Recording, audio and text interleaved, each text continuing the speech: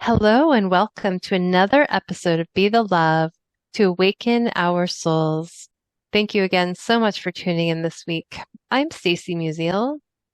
And I am Brenda Carey with our special guest, Brandi Van. We are your co-hosts and souls on the journey, and we are on a mission to raise the consciousness of humans and the planet, and we need your help. Please spread the word to your family and friends and join us every week. Consider becoming a Patreon supporter or a sponsor to help with the operating costs like editing and the many hours we spend creating these shows with quality guests and content. And if you have resonated with our mission, support us in a way that raises your vibration to love. And if it feels safe for you, I'd like to begin by inviting you to take a moment to get centered with us. I'd like to begin by inviting you to take a beautiful cleansing breath in through your nose and out through your mouth, releasing anything that is keeping you from being present. And take another deep breath in through your nose, breathing in calm, peaceful, loving energy. And breathing out anything you are ready to release in this now moment. And take one more breath in through your nose, breathing in light and love for yourself. And imagine breathing out that light and love and send it back to all of humanity. Remembering that you always, always have your breath to come back to. Our guest today is Brandi Van. She is a spiritual medium and psychic development mentor who helps highly sensitive people discover their unique psychic gifts so they can experience an abundance of peace and find their higher purpose. Through coaching and speaking, Brandi helps people discover and develop their psychic abilities to realize we are all connected here on Earth and that we all have a higher meaning than ourselves. Brandi has made it her mission to help others to discover their abilities so they can fulfill their higher purpose, live with intention in their interactions, and listen to their intuition. She lives in Philadelphia, Pennsylvania with her husband of 10 years, where they enjoy life with their 3 dogs. Thank you so much for being here with us today, Brandi. Yes, thank you so much for having me. I love your message. I'm just so grateful to be here with you ladies.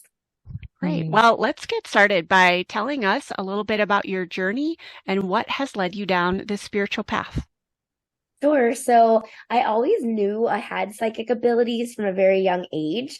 I was hearing spirits. I can remember even back to like the age of 10, but I just thought people would think I was crazy or like they would think I was making things up or saying things for attention.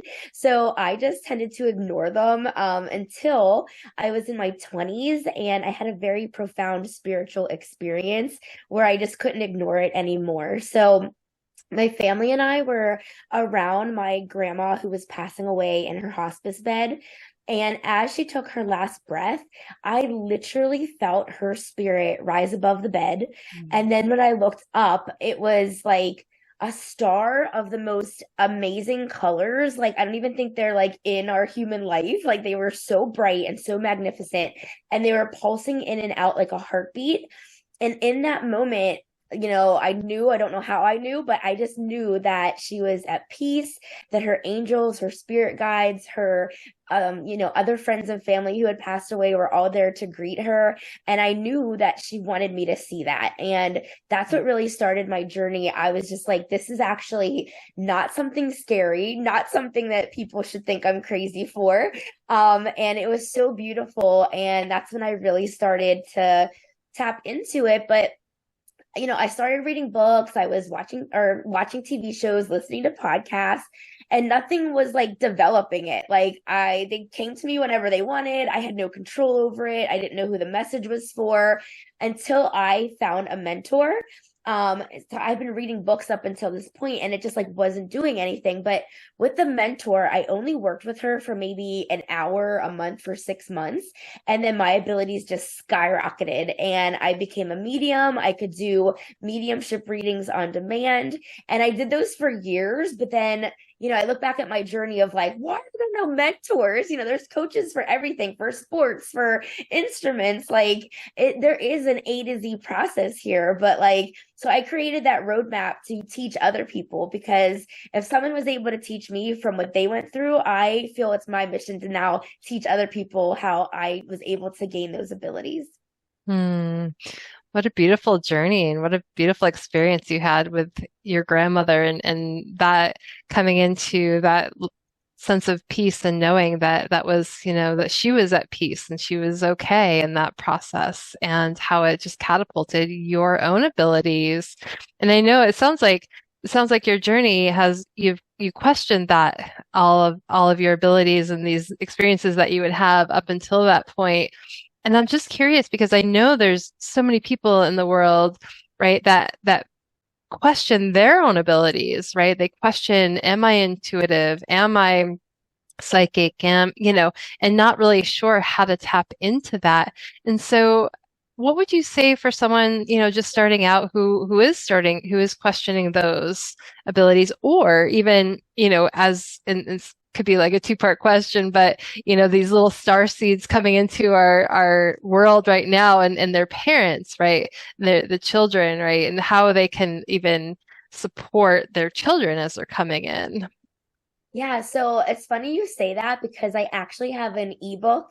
It's on my website. They can go to brandyvan.com. And if they sign up, they'll get a fun little quiz that goes through what people are having psychic experiences, but they might think it's just like everyday human ones. So I think the first step is to realize what is a psychic experience and am I having them? Because we're all psychic. It's just that people who are apsychic means that they developed it, they controlled it, they know how to help others with it. So the first step of the journey is to know, like, what am I looking for? Have I had these experiences? So my ebook actually has like the fun little quiz of, have you had XYZ experiences? And then it also goes into categories. So if you have the most in one category, you'll find out if you're a healer, if you're an intuitive, if you're a medium, all the different types of psychics that are out there. For children, I'm always like, the younger the better. Like, I wish someone would have grabbed me at the age of 10 and told me about this. So I think if people have those limiting beliefs or like a closed-minded family, they're not going to be as open to this. So if you have a child that you think has this, I would just say, it's important that they're doing it in the right way. And that's for adults as well. You always want to protect your energy because you never know what you're inviting in if you're just dabbling or don't know what you're doing with it. And that's why I think it's really important to have a mentor. So yeah, as long as you can, tell your child about it, but then also get them the right, like me, the right person to be able to help them so they know that they're doing it correctly. And so do you think that everyone has some sort of psychic ability or is there just like the select few that come into this world with these abilities? No, I think we all have it. It's that sixth sense, your intuition, your that feeling, that gut feeling that you have. So we all have it. It's just a matter of people who tend to ignore it or they don't want to discover it. So it's all there. It just depends on if you're interested in developing it and if you feel a pull to do that, just like anything else, if you were to play basketball or the piano or something. So it's just, you got to have the interest and then want to actually succeed at it. Yeah, I like how you bring up, it can really be a skill. Like once we've acknowledged the ability, it can be a skill that we can develop, just like sports or piano or something like that. It's interesting in your bio, you mentioned highly sensitive people. And for me, I've noticed in my work, that's always kind of a key marker. Like if someone mentions to me that they're really sensitive to even like sound or touch or something like that, I think that can also be an indicator of someone possibly having psychic abilities. But I do think that there is a big fear of judgment, right?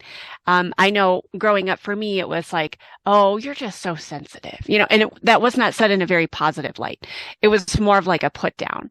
And so I became rather guarded thinking that, oh, that's a bad thing to be sensitive, to have possibly intuitive abilities. I didn't know it when I was little because it just wasn't something that was fostered. So I'm curious, how do you handle some of the judgments that come from either other people or even within ourselves? Because what we see outside of ourselves, like how can we help kind of get past some of those judgments from others or ourselves? Yeah, so I think the main judgment that comes from ourselves is the lack of trust because, Mm. your rational mind has been in the driver's seat this whole time. And so it's going to say, like, you're just making this up, or there's no way that you know this, or this isn't a real thing. It's just been that, pattern of that belief that's been in our minds for so long. So I really feel like the judgment from ourselves is coming from not trusting ourselves. And that's when you really need to dive deep into your intuition, start trusting yourself to empower yourself. But the judgments externally, like, they used to bother me. And now I'm at the point of like, I know what I'm experiencing, and you cannot tell me I'm not experiencing this. So it's, that subjective experience. There's no science behind it. So, like right now, if I look at you, I don't know if you're cold or if you're hot or you're comfortable. It's that same thing. Like you never know what someone is subjectively experiencing. So I feel like the naysayers or the people that judge, like almost feel bad for them. Like if you can believe or know that, my grandma's at peace and she's with her loved ones, or you can believe that we just go into the ground and it turns black and then that's it. Like I don't know why someone would want to believe that. So I feel like almost like this is just such a more beautiful way to live and a better understanding of things. So I almost feel like the people who judge are missing out. Hmm. Yeah. Well, it sounds like too, because we've been so trained to think with our minds, right? And especially in our Western culture, right? It's go, go, go, and the logic wins, right? Science over spirit, and but there's so much science that's coming in showing that this is real. Even the quantum field, right? They've got science to back up, all of these things. And so um you know, what makes this not real, right? So, when you have an intuition, where does that come from? And what how do you know to tap into it? Like, what would you say would be your best advice when there are those intuitive hits, and so that we can learn to build trust? Because I think there's that muscle, right, that we have to build to grow to trust in our own intuition. Like, oh yeah, I maybe shouldn't eat this, or because you got this message. Like, what would you say would be that switch from going from the brain, the thinking mind, to when that intuitive hit comes? Sure. So I believe that our intuition is two different things. I think it's our spirit guides connecting with us. I think that's how they connect with us to give us that advice that we need. And I also believe that it could be part of our past lives. Like, hey, you've already gone through this. Let's not make the same mistake again. So it's just like this wealth of knowledge that's like right inside of us, inside of our gut, our heart, our feelings. So the best way I can say to trust your intuition is, well, if you don't ask a question, you'll never get an answer. So that's the first step. So you want to ask it a question, and then you want to feel what it feels like in your body. If you start thinking, you've already missed the intuition boat because your mind is going to get in the way of that. But whenever you can feel it inside of you, that's going to get you to live more authentically. That's what's going to get you to the right path of, should I eat a burger or a salad later? And if you really want the burger, but it's saying salad, like you should eat the salad because, maybe you'll lose a couple pounds or maybe you'll have more energy tomorrow. Like you might not understand or know why it's giving you that advice in the moment, but over time in your life, it's going to get you to the right path. So the first step is absolutely to ask it a question. The next step is to feel the answer. And the rational mind starts thinking in 5 seconds. So you only have 4 seconds to feel the answer. It's instantaneous. It's there. You don't want to judge it. You don't want to try to control it. You just want to feel it, hear it, whatever it is, whatever of your senses that you just know it's the answer. Then you want to trust the answer because, like I said, it's always going to get you to your right path. And then lastly, you want to act on it, because if you don't do what it said, then why did you do any of the steps anyway? So those are really the 4 steps of developing your intuition. I love that. I like how you break it down really simply, because I think a lot of people just don't even ask. And it might sound oversimplified, but sometimes we do forget. And then I'm curious though about feeling in your body. I think this is where some people can get a little confused. Like, is there in your, expertise as a mentor, like, is there usually one area of the body? Is it the whole body? Is it like, I know it's probably dependent on each person, but can you give us like an example either of yourself or someone that you've worked with, how to like really feel it in their body if they're kind of cut off from that? Yeah, so I always tell them to start with something small. So just the question that we had of the burger or the salad. So you want to ask small things first, and the more that you ask, you'll start to feel whatever that is in your body. You don't want to ask like, should I move next year? That's something huge, right? So you just want to start out with very little simple questions, and then you'll just start to feel that answer.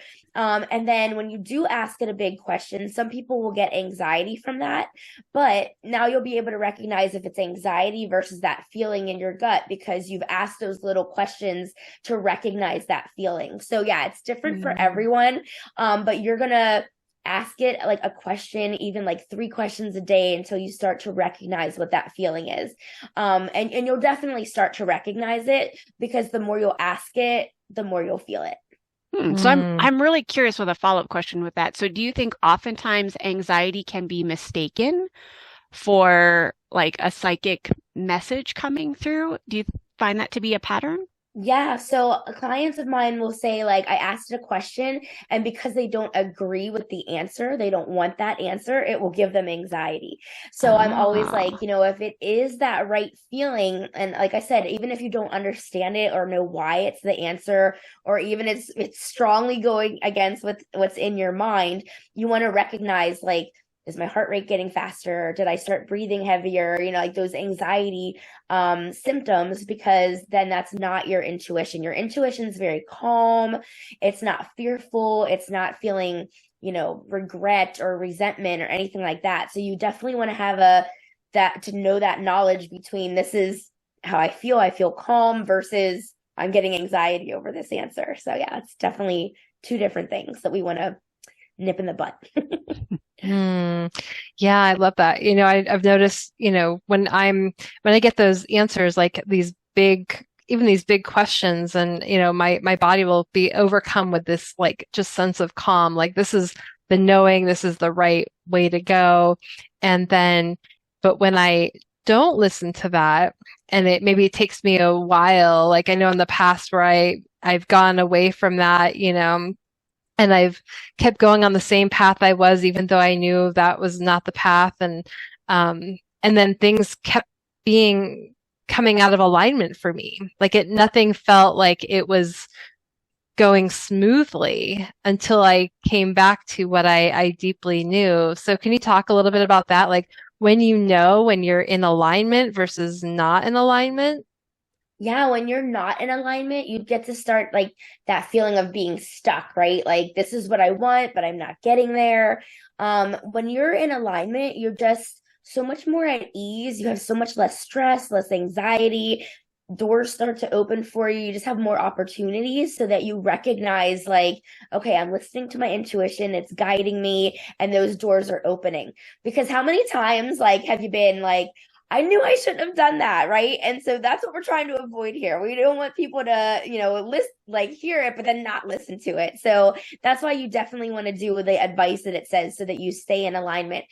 And when you're in alignment as well, you just start to live more authentically, like for me, I don't want to have children, but society tells me I'm supposed to have children, right? So people will always ask me, well, why don't you want kids? Or they assume that I can't have children. It's like, this is a choice.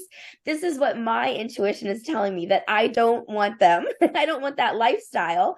But, society tells you to live in a certain way, but you really have to live authentic to who you are. I mean, it wouldn't be fair to the child or myself if I had one, if I don't truly want one. So that's just like my own personal example. Mhm. I love that. Yeah, how society versus our own authenticity can be at opposite ends and to really honor that.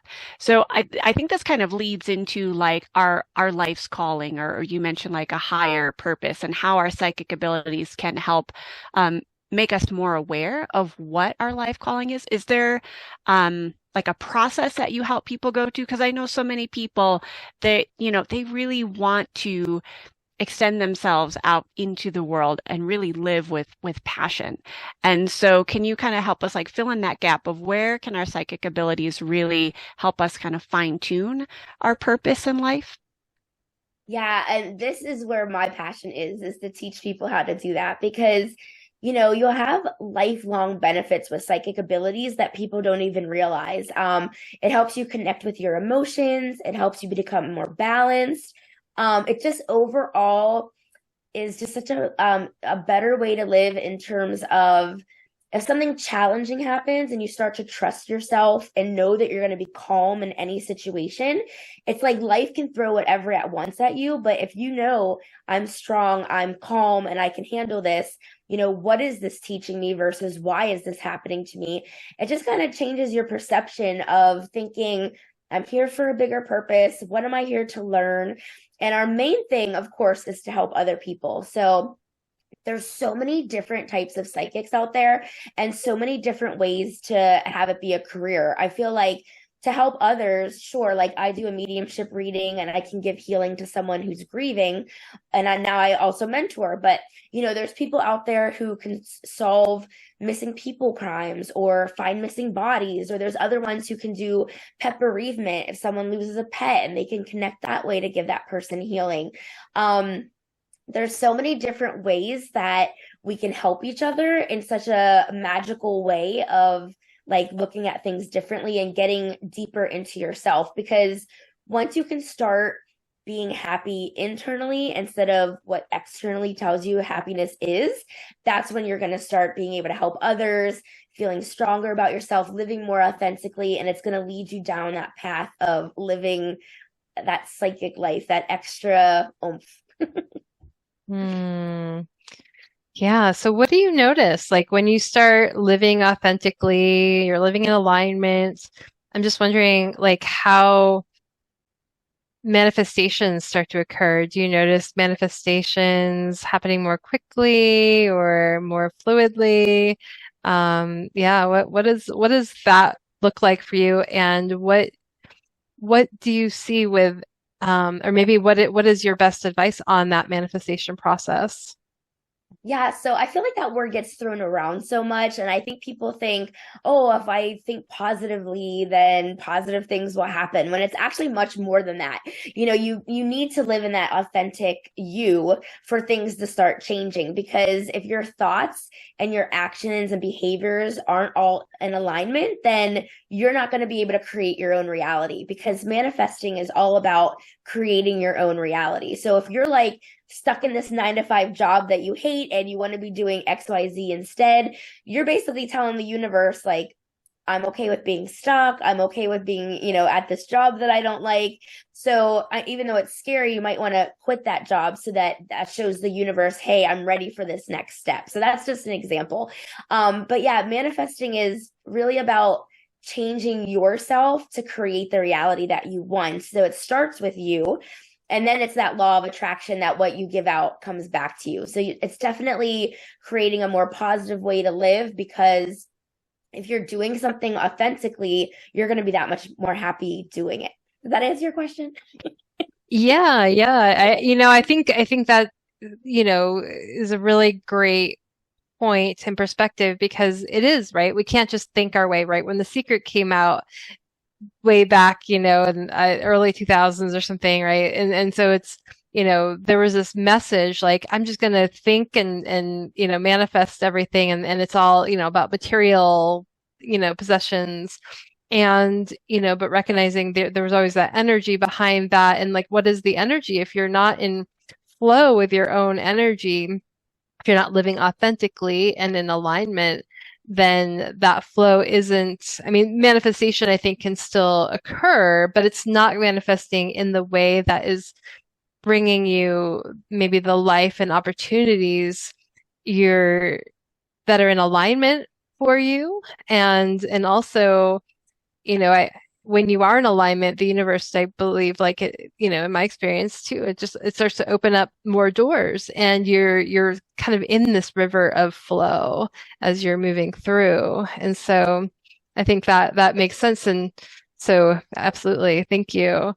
Yeah, and I think too, when people are stuck on feeling like what they lack, I don't have this, and this other person has this, that's sending the universe a message as well, where the universe is so abundant, it's going to give you whatever you need. But if you're sending out that and you're concentrating on the lack and the scarcity and what I don't have, that's just going to come right back at you. So you really need to start thinking in terms of, the universe has everything I need. It has everything I want.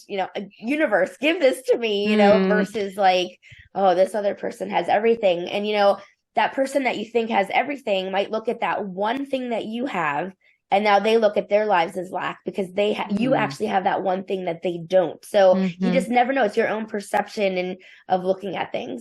Absolutely. Exactly. And, it's really, tuning into what we have in that gratitude, right? And it just reminded me, I was just going to share like the Trevor Hall song, I have everything I need, right? Oh, yeah. And so that's like a beautiful mantra because, we all have exactly what we need. And, there is an abundance, and we have to really feel into that abundance, so we can believe it within our bodies and embody that belief as well, I think is really important. Yeah, I was also going to say, actually, when you mentioned the Trevor Hall song, that actually popped in for me. And as we're talking about like scarcity mentality and like how the ego can sort of prevent us from receiving whether it's divine downloads or psychic abilities, I'm curious, like for me, I have a process of like actually singing. Singing helps me get out of the thinking mind and kind of pushes ego or gives it a back seat so that I can be really open and receptive. But I'm wondering, do you have like a process that you use specifically to kind of give the ego the back seat so that your abilities can shine more? Yeah, so I mean, it's really important to notice the ego. That's the first thing, because if it's automatic and you don't even like pay attention to it, it's just there, then you can't quiet it. So that's a big part of my mentorship program as well, is noticing when the ego comes in. And then once the ego does come in, I always say to treat it like your best friend that's giving you bad advice. So like, thank you. Thank you for that advice. But today I'm going to listen to my intuition. And I always say too that your ego is part of your inner critic. And the louder that it gets means the closer you're getting to your goal. So instead of letting it get louder and louder and hinder your performance, see it as your best friend, bring it along with you. That means push a little bit harder. You're so close, because your inner critic would not be getting louder if it knew you're getting so close out of this comfort zone. I want to keep you in this comfort zone. So the louder it gets means, oh, I'm almost there. Just keep pushing. So that's what I always tell my clients as well. Sounds like a beautiful way to, break through that, I guess, that glass ceiling, so to speak, when you're just going through the next layer, the next level, and you're leveling up, to really just like tune into that. That's really powerful. Thank you. Yeah. Yeah. And let's talk a little bit more about, just honing into that quiet time. Like, what are some of the advice or tools that you have for someone, to really start to get quiet with themselves, and maybe protecting their energy because they're not influenced by other people's energies, as they're trying to work through through finding their own voice. Yeah, the protecting your energy is so important. And not only, to protect it with the spirit world, but around other humans as well, especially if you're someone who is highly sensitive or an empath, because as soon as you go into a place that even has a few other people, let alone a lot of other people, your energy is going to be so drained. So a lot of developing your psychic abilities is first meditating, of course, because you want to get into that silent, calm place and you want to be relaxed. But the next step is visualizations. And even though I'm saying the word visualize, which means seeing, it depends on that person's senses. So even though I say visualization, it could be a knowing or a feeling or a sense or a hearing even. It's any of your senses that are connecting you with the spirit world. But those visualizations are what's going to develop your third eye chakra or your psychic muscle. So that's what you really need to do. You need to get into that calm place. And then it's basically, it feels like you're using your imagination, and that's what's developing your psychic muscle. So for someone that wants to protect their energy, I'm sure you ladies have probably heard of this. You put that white light protection around you. So you're going to envision a white light all around you. It's like a bubble. There's no holes, there's no patches. And you just want to breathe out anything negative and breathe in that positivity protection. And just envision that it's with you. And if you don't believe in the white protection, it will not protect you. So just like you're trusting yourself, your intuition, your spirit guide, you have to believe in the white light protection, or else it's not going to do anything, because it's just like the universe. If you don't believe in the abundance, the white light knows that you don't believe in it. So why would it help you? So it's really important, again, to trust yourself, to trust all the exercises that you need to do when you're developing your ability. Thank you. Yeah. Also, I'm wondering, as, our planet is, ascending, and we're, all this new energy is coming into the earth. If you're familiar with the Schumann resonance, it's the earth is increasing in vibration at the same time. And, in my experience, I've seen just a lot of people getting stronger messages, like through their dreams, their intuition, their intuitive abilities are increasing, their vibration is essentially raising.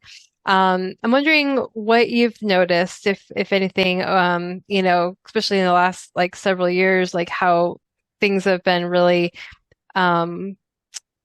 increasing in vibration and people tuning into their gifts a little bit more. Have you noticed anything around that?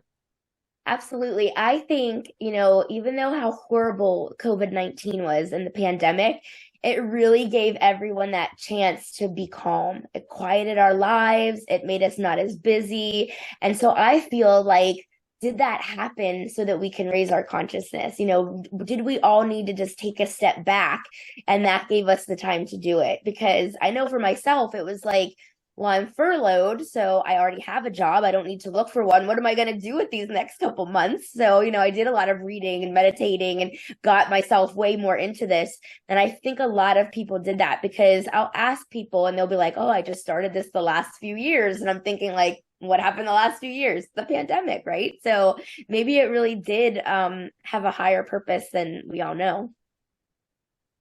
Yeah, I definitely Absolutely. definitely see.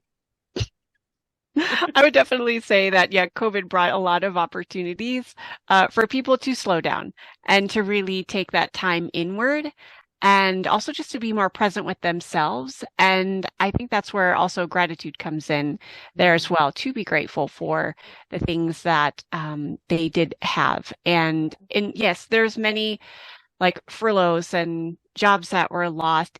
And it also gave some people an opportunity to explore whether it's other job opportunities or their psychic abilities or things maybe they just never even had the time to do.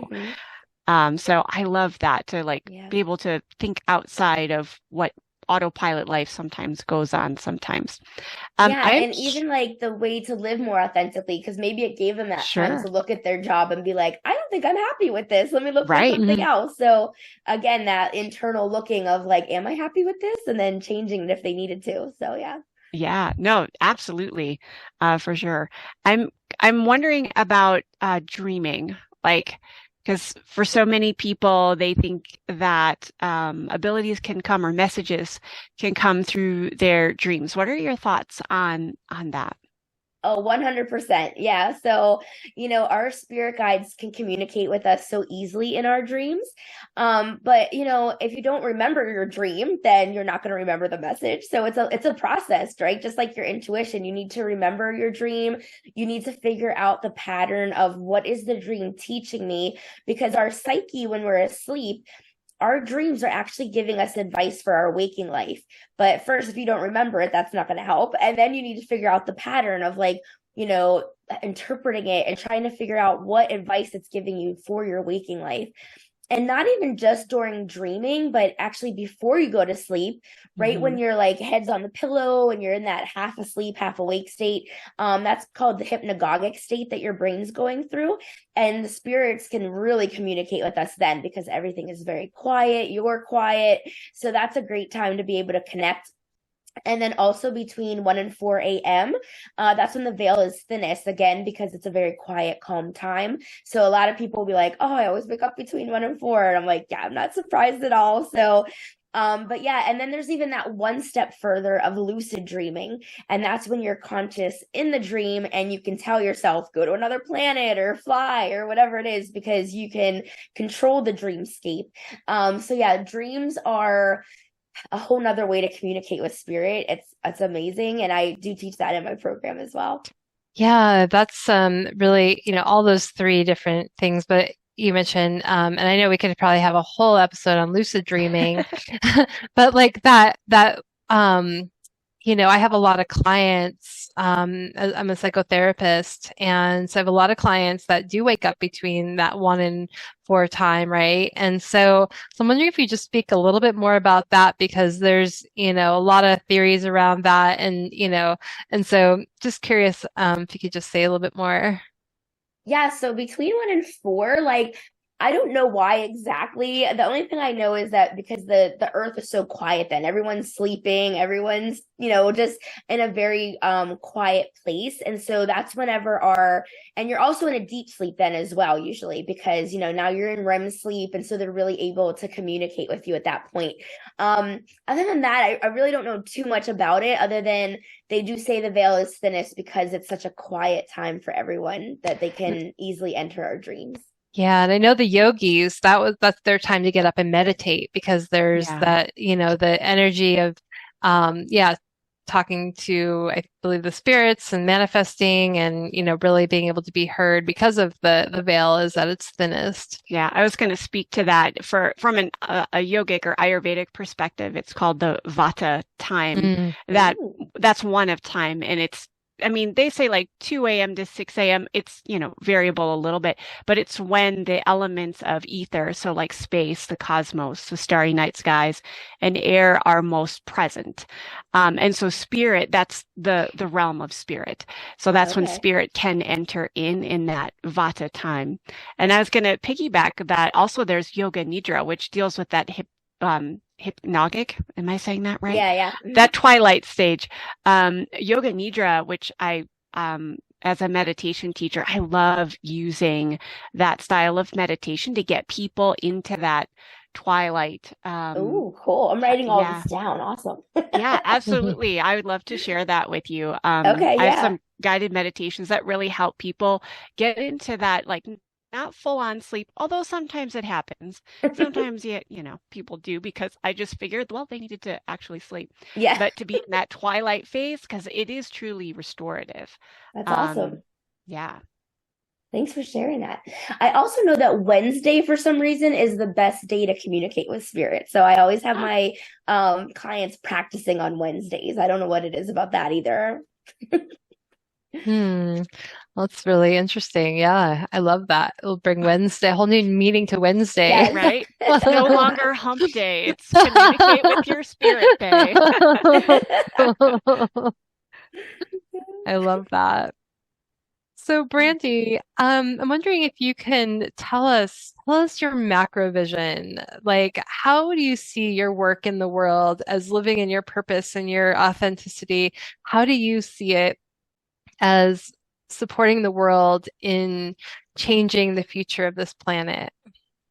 So I like even before all of this, I always thought like little old me, what can I do, right? But then when Mhm. you really realize how connected we are and how big of an impact you can have on someone, like for me to create other light workers, oh my gosh, it's just my passion. Like I'm so excited to do this because, if I can give a mediumship reading to someone and give them some healing, that's great. But if I can create like hundreds of other people to do those readings or those healings or whatever it is. Like that is just my soul is fulfilled if I can do that because the more light we have against the darkness, the better, Mhm. the higher the consciousness will rise. And if I feel like if I can even help one person do that, which I've already helped more than one person, but if I can keep doing that, I just my life would just be so fulfilled. It's amazing. Yes, we Absolutely. are bringing more light on the planet. So it's so beautiful Nice. and Why shifting don't you timelines as we speak. Yep. Absolutely. Well, thank you, Brandy, for all of your amazing work. Why don't you tell our listeners where they can find you and what you're currently working on? Sure. So they can go to my website, brandyvan.com. That's Brandy with an I. And everything on there is about my mentorship program. That's my main thing right now. It's called Jumpstart Your Psychic Abilities. It's a 90-day program. I offer it in a group setting, and then I also offer it in one-on-one plus the group, so you can get both. It's about 70 exercises and everything's on video to work out your psychic muscle. So the videos are so that you can pause it, replay it, rewind it, and they're going to have access to these videos for life. So, I can't say magically in 90 days you're going to become a psychic, but I know that if you keep doing these exercises, you will absolutely become a psychic and you'll find that higher purpose. You'll maybe find a new career with this to create income. Um, and I do biweekly Q&A calls, but they also have access to me all the time because I literally can talk about this stuff all day. So if they ever have questions, they can reach out to me so they're not stuck. And then even after the 90 days, it's not like I'm not there anymore. I offer a practice circle for them to be able to practice those abilities. And I also offer a membership option so that they can stay in the Q&A calls for as long as they'd like as well. Beautiful. That sounds like so many beautiful offerings. Thank you. And so thank you so much, Brandy, for the work you do in the world and supporting people and growing and bringing more light in this planet, on this planet. Yes, you And ladies yeah, too. thank you. Thank Thank you. you. And thank you for sharing this beautiful conversation with us today. And thank you for listening to Be the Love podcast. If you've enjoyed listening to our show, please share the love by sharing it with your family and friends, giving us a 5-star written review on iTunes and Spotify, or liking us on Facebook. And please consider supporting our mission to awaken our souls with a monthly donation that helps us with the operating costs of this podcast so we can continue to spread the love.